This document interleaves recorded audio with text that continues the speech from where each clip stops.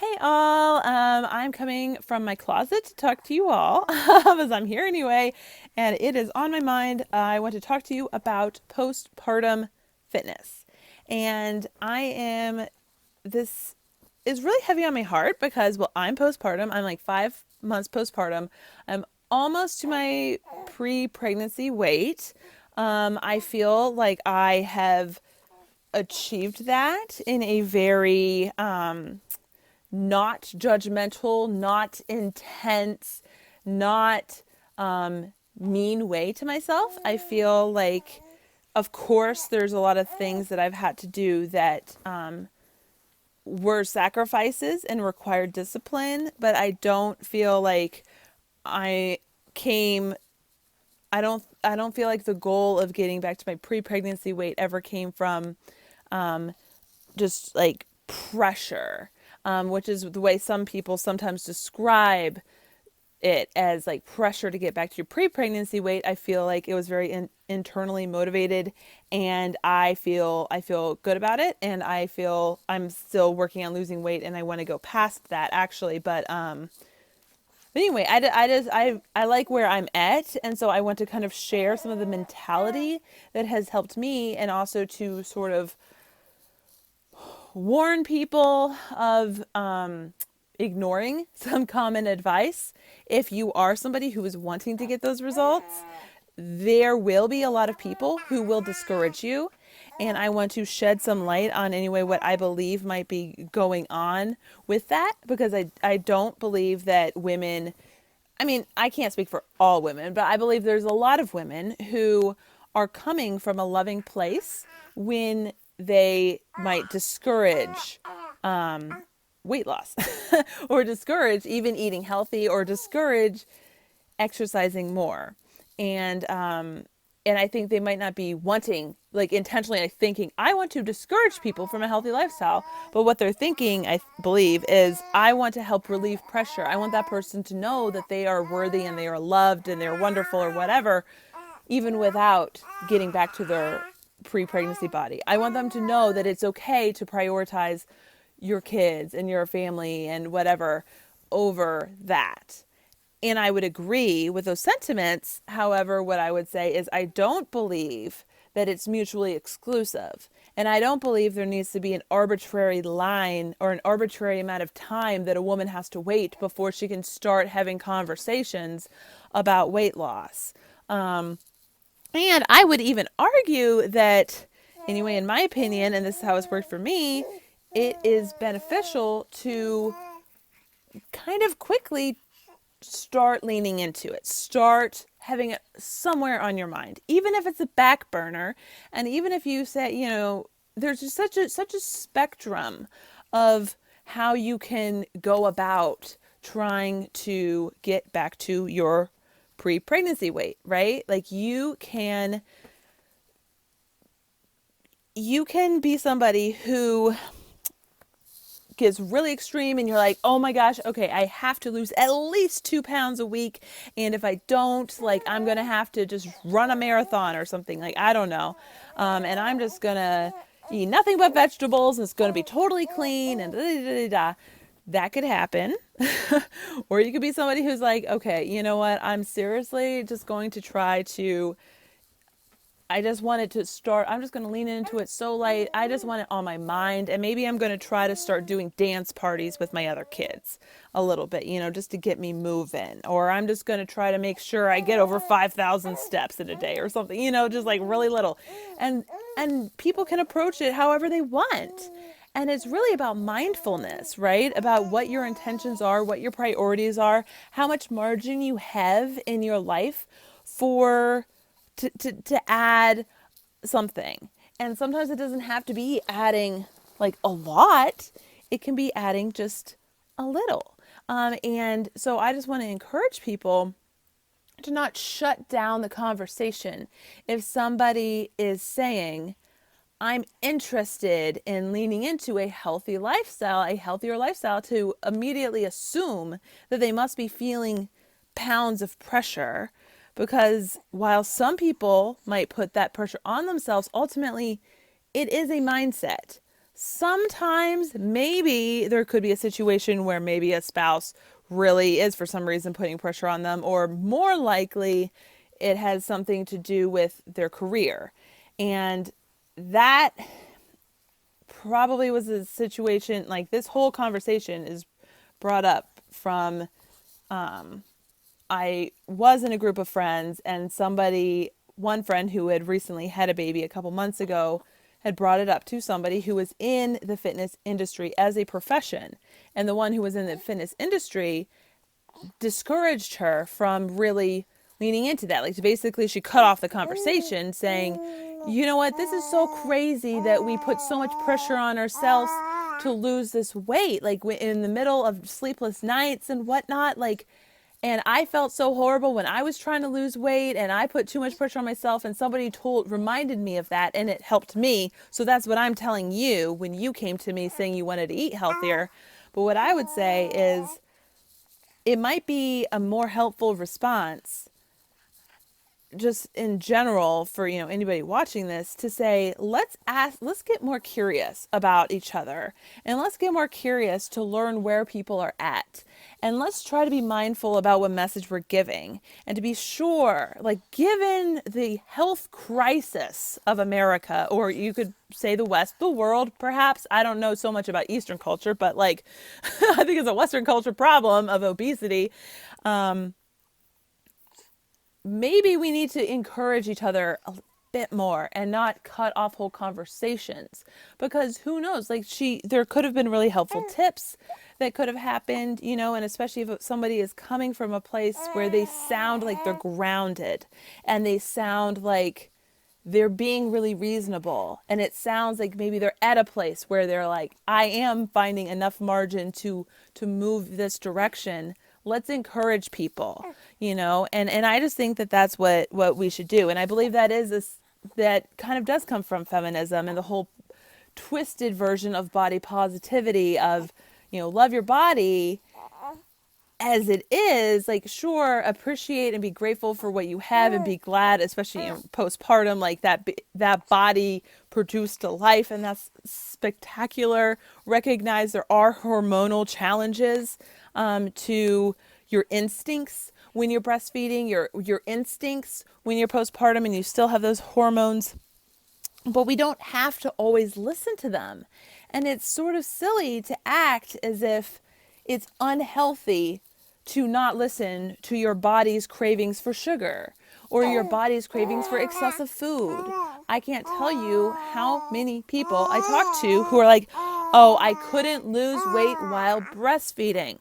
Because yes, it does burn some calories, but they have calculations for these things. I forget how many calories per ounce, and then you can see how many ounces your baby's eating based on their age, just like approximately, but it's a couple hundred calories.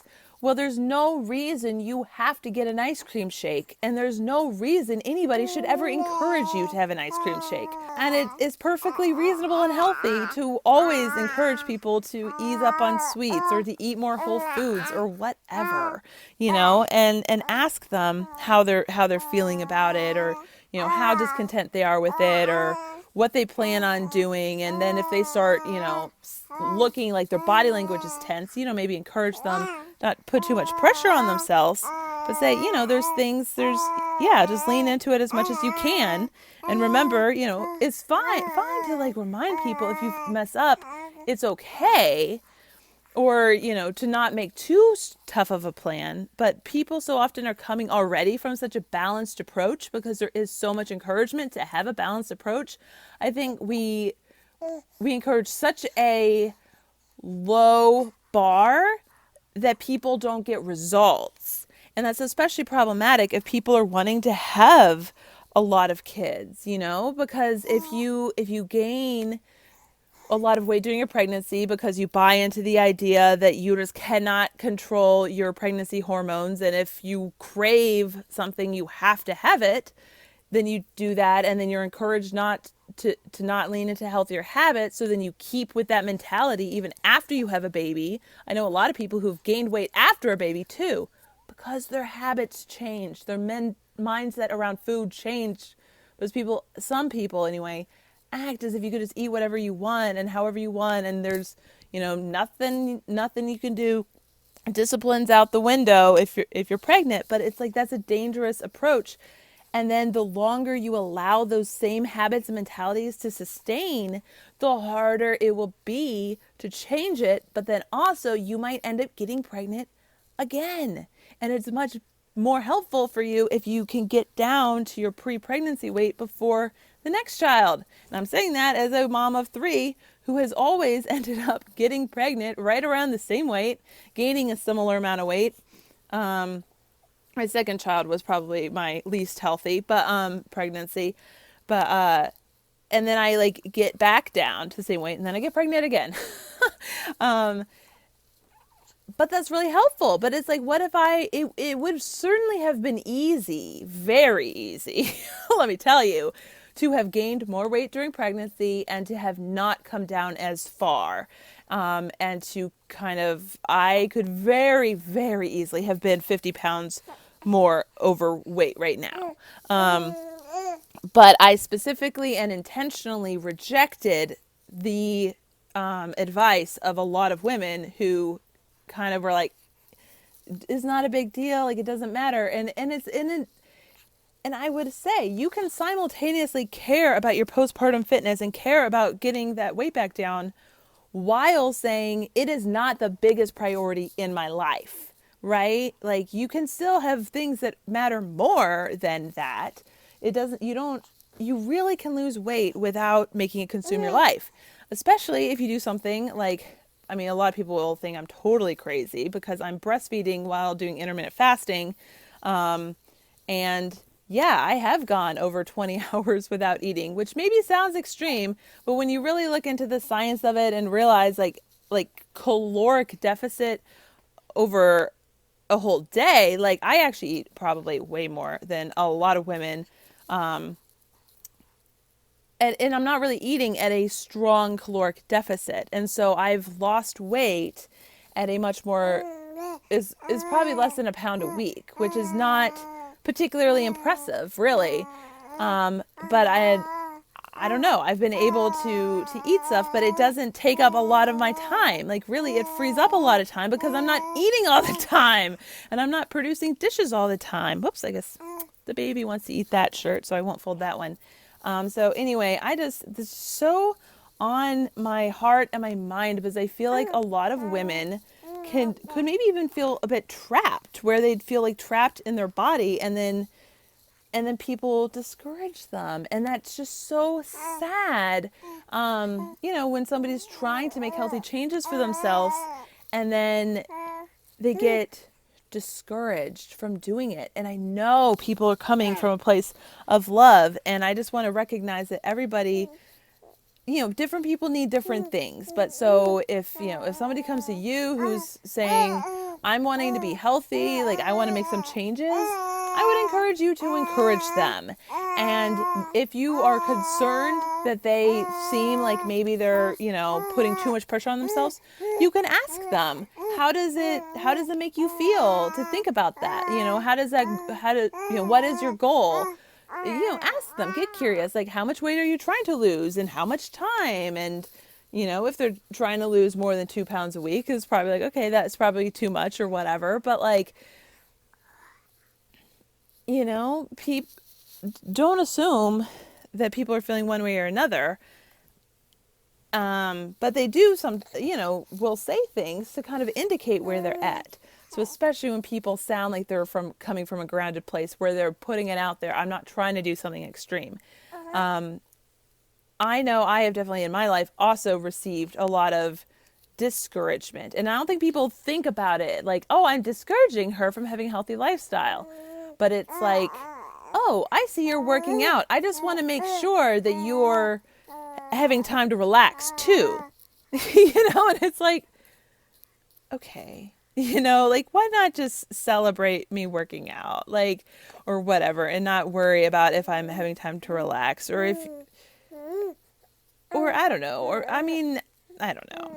whatever. I mean, I guess it's not that bad of a comment, but anyway, just whatever. I think I probably should just shut off because I'm just repeating now. But anyway, that's my encouragement about that stuff. Leave comments what your thoughts are on this conversation. I know it's a delicate thing, but I just want to say, like, people can work on an area of their lives without hating themselves, and you can come from a place of self-love and love for your body. Like, treat your body well because you love yourself and you love your body. And you can make it as intense or not intense depending on your priorities and your life and what's happening. But also, there really are things you can do, like 30-minute workouts that really do get results, and you can go more intense to get even quicker results within that same amount of time, or you can do ones that are not as intense, but if you consistently do a 30-minute workout like 5 days a week, you can get great results.